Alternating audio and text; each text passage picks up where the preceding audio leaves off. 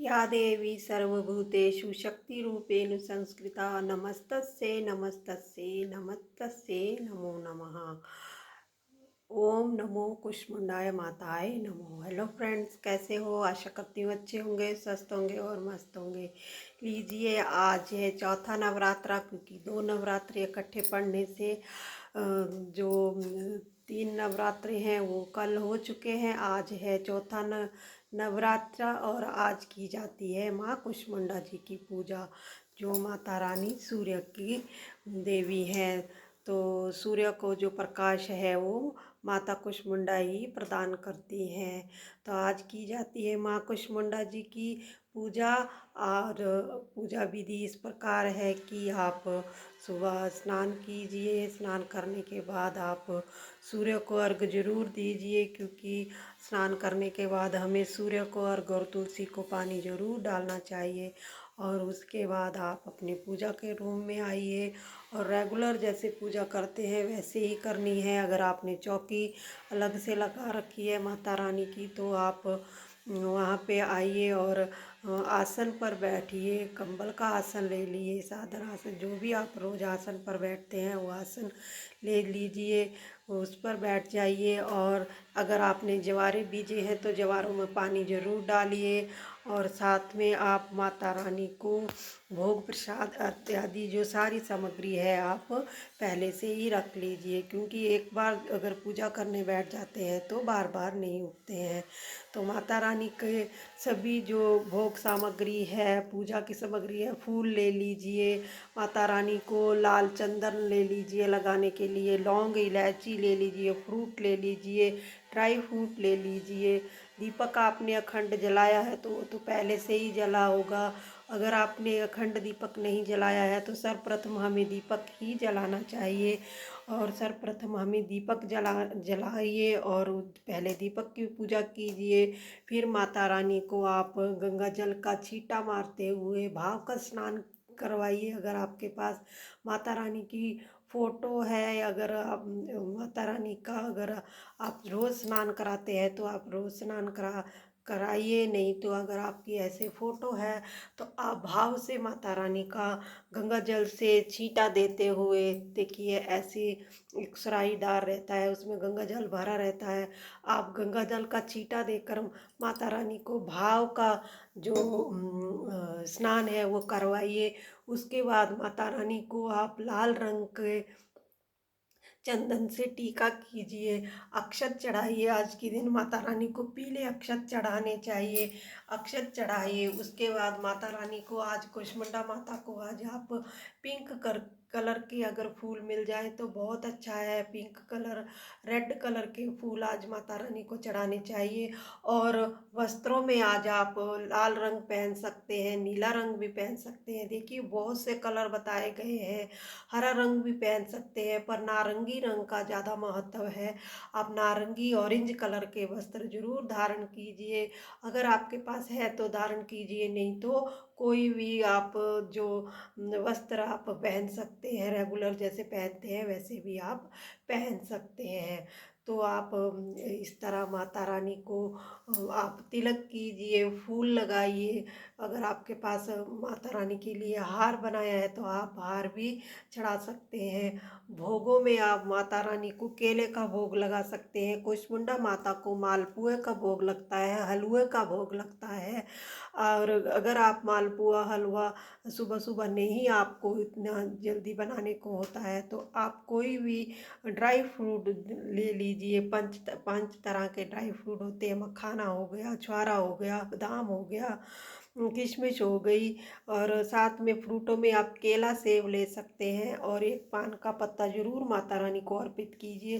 पान के पत्ते के ऊपर आप थोड़ी सी मिश्री रख दीजिए और लौंग इलायची रख दीजिए। ये देखिए, दो लौंग है, दो इलायची है, किशमिश है माता रानी को, और साथ में सुपारी है। माता रानी को पान का भोग जरूर लगाइए, जिससे माता रानी जी बहुत प्रसन्न होती हैं।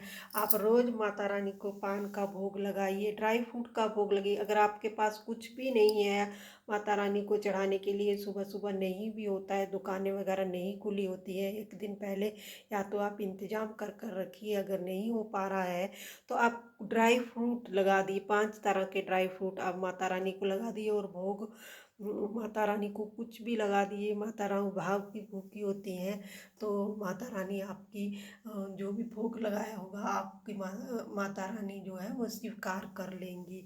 तो मैंने आज केले का भोग लगाया है, पान का भोग लगाया है और ड्राई फ्रूट का भोग लगाया है। मालपुआ अगर आप सुबह बना सकते हैं तो बना लीजिए, हलवा बना सकते हैं तो बना लीजिए। आज माता रानी को मालपुए का भोग लगता है। किसी किसी के घर में बोलते हैं भी अष्टमी नवमी से पहले कढ़ाई नहीं चढ़ती है, तला नहीं जाता है, तो आप कोई भी ड्राई फ्रूट का और कुछ भी आप माता रानी को फलाहार का भोग भी आप लगा सकती हैं। तो आज आप ज़रूर माता रानी को मंदिर जाकर माता रानी के नाम का 1 दीपक 2 दीपक जरूर चढ़ा कर आइए। अगर वार के हिसाब से अगर आप दीपक जलाते हैं, जैसे पहले दिन दीपक हो गया, दूसरे दिन 2, तीसरे दिन 3, ऐसे अगर आप करते हैं नवरात्रि के हिसाब से, तो आज चौथा नवरात्रा है तो आज आप माता रानी के मंदिर में 4 दीपक जला कर आए, जिससे माता रानी जी बहुत प्रसन्न होती हैं। और दीपक में आप 2 लौंग जरूर डालिए, माता रानी इससे बहुत ही प्रसन्न होती हैं। धन्य धान्य से आपके घर के भंडार भर देती हैं। और माता रानी का आज मंत्र है ओम कुष्मांडाय नमः, ओम कुष्मांडाय नमः का 1 माला जाप कीजिए। 11 बार आप कर सकते हैं, 21 बार कर सकते हैं, 51 बार कर सकते हैं, 101 बार माता रानी का ये जाप कर सकते। दुर्गा चालीसा का पाठ कीजिए, दुर्गा सरस्वती का पाठ पाठ कीजिए, कनकधारा का पाठ कीजिए।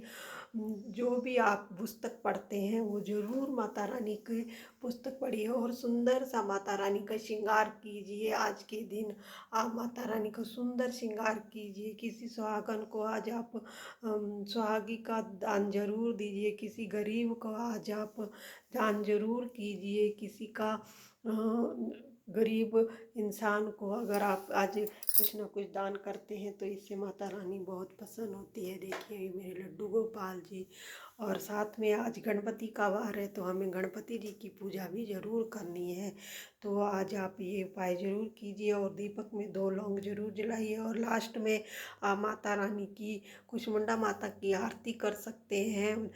माता रानी की कोई भी आरती गा सकते हैं। दुर्गा माता की कपूर आरती ज़रूर कीजिए और कपूर आरती करने के बाद पूरी आरती को आप घर में ज़रूर घुमाइए।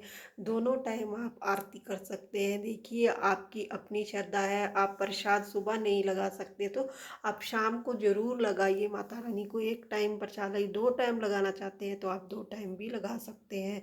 तो आप माता रानी को ज़रूर प्रसाद शाम के टाइम में भी लगाइए। और शाम के समय आप कपूर आरती कर कर पूरे घर में आप कपूर आरती ज़रूर घुमाइए।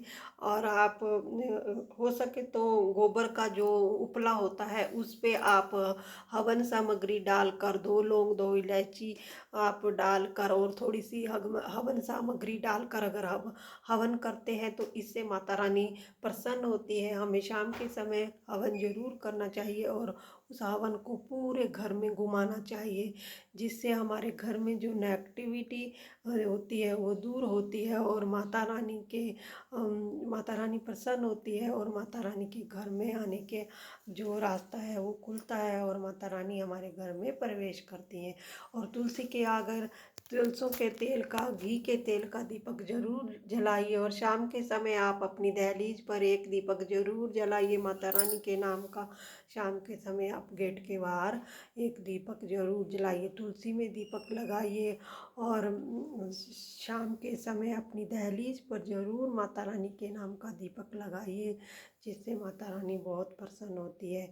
तो उम्मीद करती हूँ आपको मेरा वीडियो और आज माता कुष्मांडा की पूजा विधि आपको पसंद आई होगी। आप भी कीजिए माता कुष्मांडा को प्रसन्न और माता रानी के प्रिय भोग और माता रानी के प्रिय कलर पहन कर आप माता रानी की पूजा जरूर कीजिए, मंदिर जरूर जाइए और माता रानी को प्रसन्न कीजिए। लाइक शेयर सब्सक्राइब जरूर कीजिए और आज माता कुष्मांडा जी की पूजा जरूर कीजिए। और कुष्मांडा माताए नमो नमः का जाप करते हुए मैं विराम लेती हूँ।